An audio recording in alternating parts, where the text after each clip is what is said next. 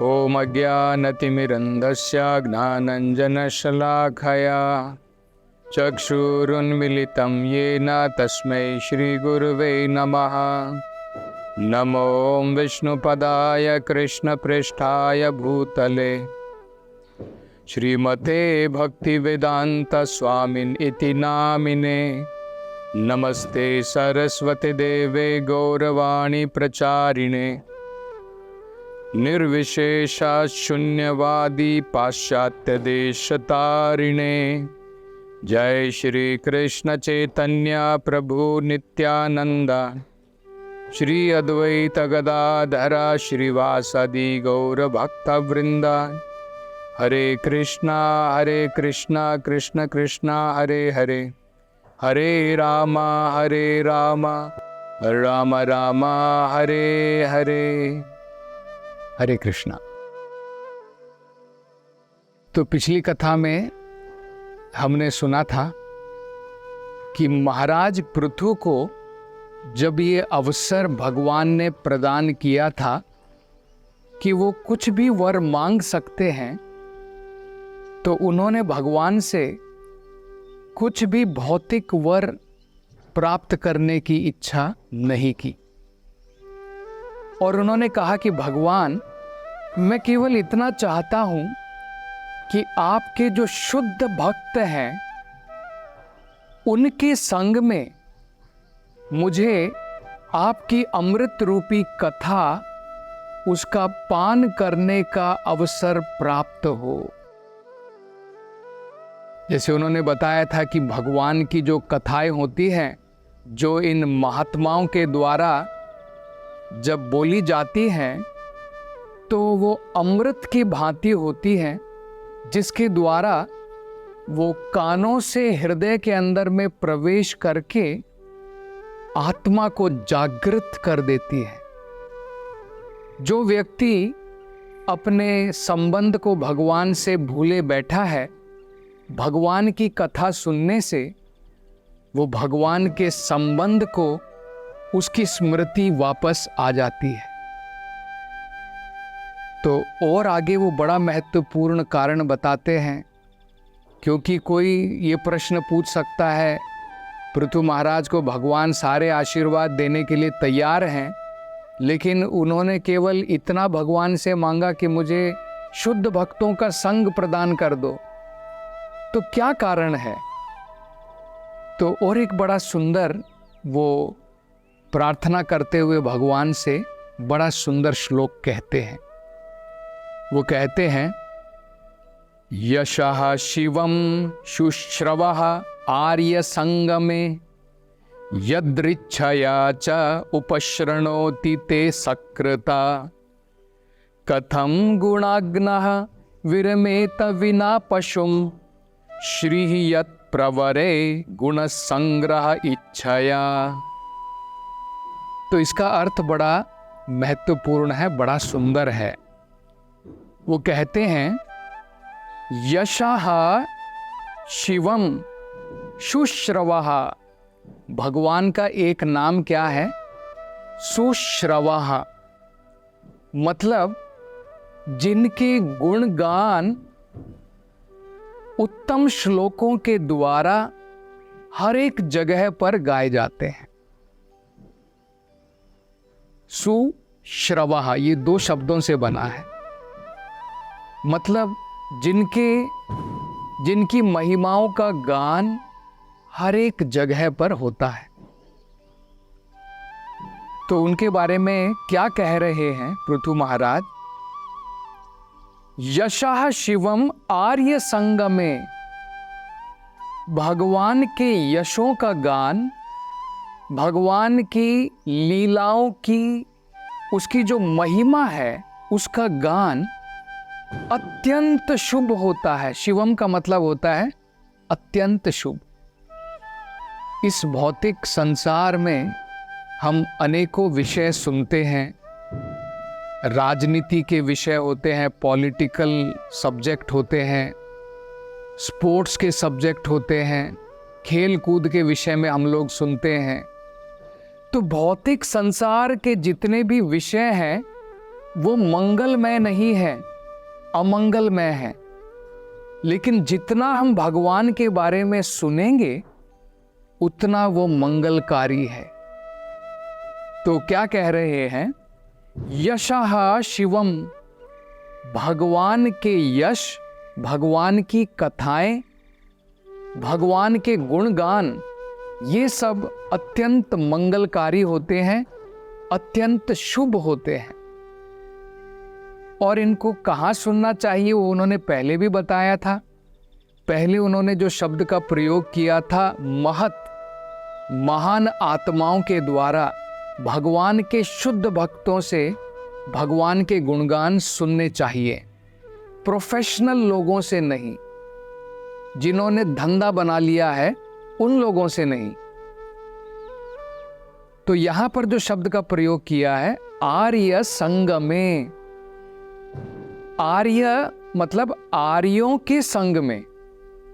अब आजकल आपने देखा होगा कि इतिहास में जो हिस्ट्री है, जो मॉडर्न हिस्ट्री बताई जाती है, उसके अनुसार वो लोग क्या कहते हैं?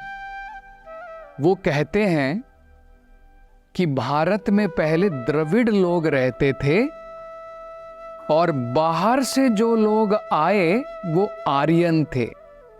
तो आपने ये थ्योरी सुनी होगी, आर्यन इन्वेजन, मतलब यूरोप से, अमेरिका से ये आर्य लोग आए और इन्होंने भारत के ऊपर कब्जा किया। तो ये हम देखते हैं, उनको आर्यन नहीं कहा जाता है। आर्य जो है उसका एक मतलब होता है, उसको समझना। जो भी व्यक्ति आध्यात्मिकता में उन्नति कर रहा है उसे आर्यन कहते हैं। आजकल तो आपने देखा होगा आर्य समाज है न, किसी को भी आर्यन कह देते हैं। तो ये आर्यन का मतलब नहीं है, वो कोई जाति नहीं है, कोई रेस नहीं है। आर्यन का मतलब होता है जो भी व्यक्ति भगवान की भक्ति में प्रगति कर रहा है उसे आर्यन कहते हैं। इसलिए भगवान भी भगवद गीता में अर्जुन को क्या कहते हैं? अनार्य जुष्टम अस्वर्ग्यम अकीर्तिकरम अर्जुना।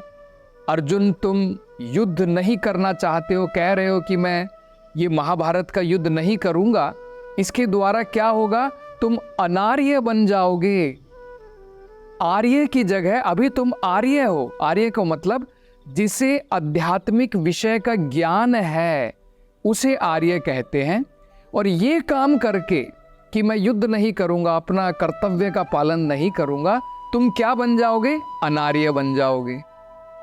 तो बड़ा सरल है। देखिए, आर्य किसी जाति का नाम नहीं है, आर्य किसी रेस का नाम नहीं है। आर्यन का मतलब है जो भी व्यक्ति आध्यात्मिक, जिसे ज्ञान की प्राप्ति है, जिसे भी भगवान के विषय में ज्ञान है, उसे आर्यन कहा जाता है।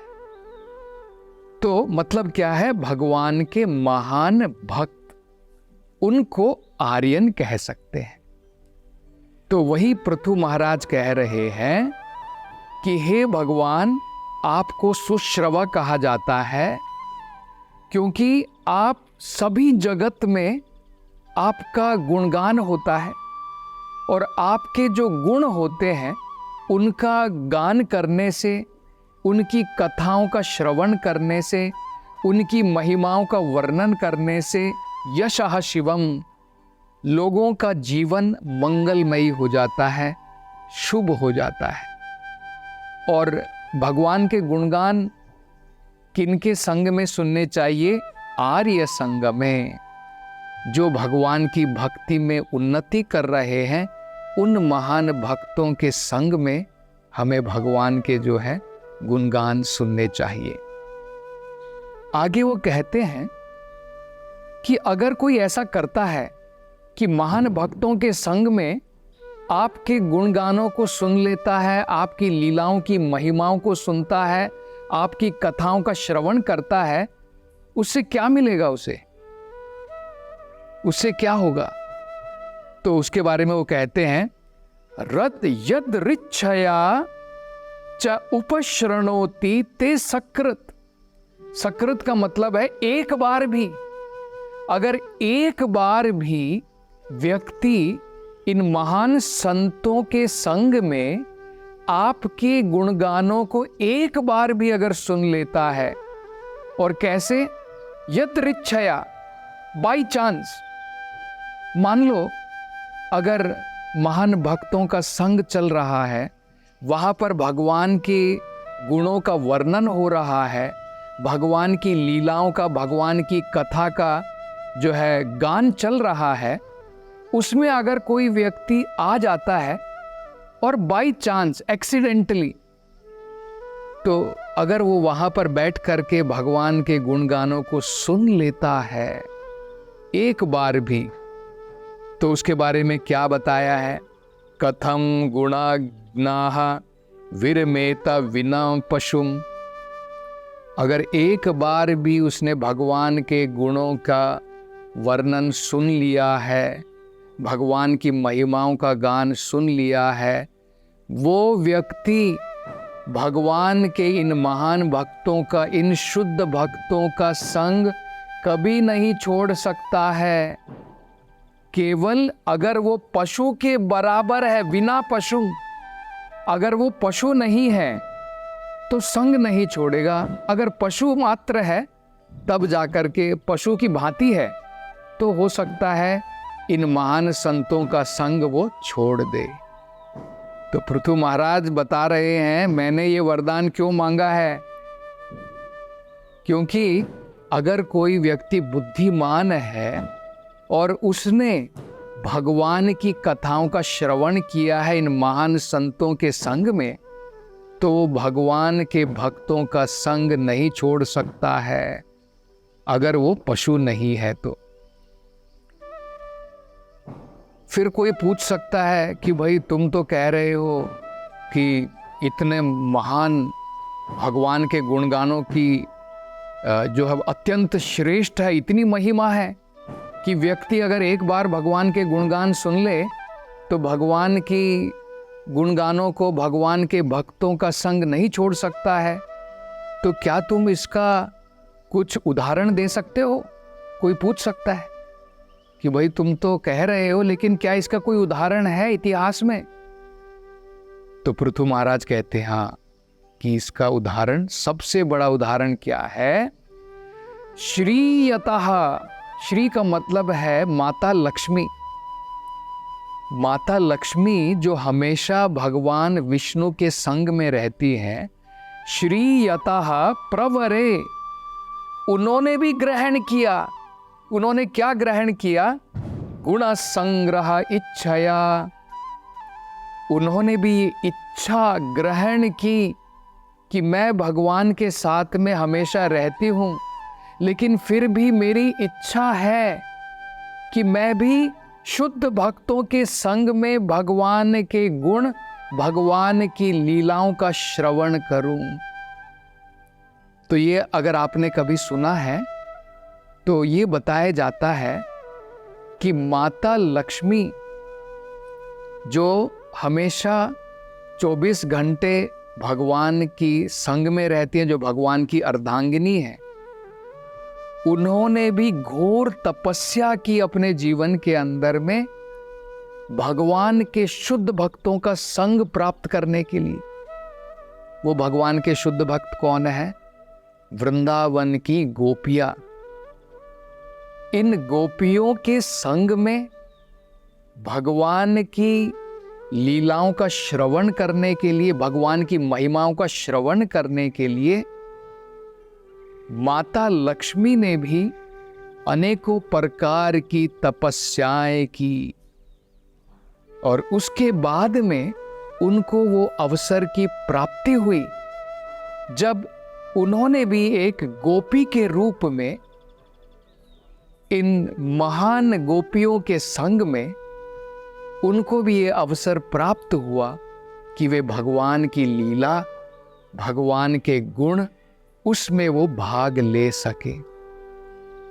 तो आज भी अगर आप व्रज धाम में जाते हैं तो वो स्थली बताई जाती है जहाँ पर अनेकों महान, न केवल लक्ष्मी, उद्धव जी के बारे में भी बताया जाता है कि उद्धव जी भी जो है लक्ष्मी माता की भांति गोपियों का संग, उनके संग में एक गोपी के रूप में वो भगवान की लीलाओं का श्रवण करना चाहते। नारद जी के बारे में भी बताया जाता है। तो इतना महान जो है ये भगवान के भक्तों का संग बताया जाता है, क्योंकि उनके संग में व्यक्ति जो है उसे ये अवसर प्राप्त होता है कि भगवान की शुद्ध लीलाओं का श्रवण कर सके, जिसके द्वारा भगवान की भक्ति में, भगवान के प्रेम में वो आगे बढ़ सके।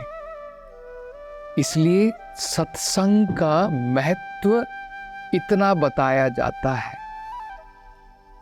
कि भगवान के भक्तों का संग करने से किसी भी प्रकार का व्यक्ति क्यों ना हो, उसके अंदर में कितने भी प्रकार के अवगुण क्यों ना हो, अगर वो भगवान के महान भक्तों का संग करता है तो उसके अंदर से भी जो अनेकों प्रकार के अनर्थ हैं वो समाप्त हो जाते हैं और भगवान के प्रति उसकी रति, उसका आकर्षण जागृत हो जाता है।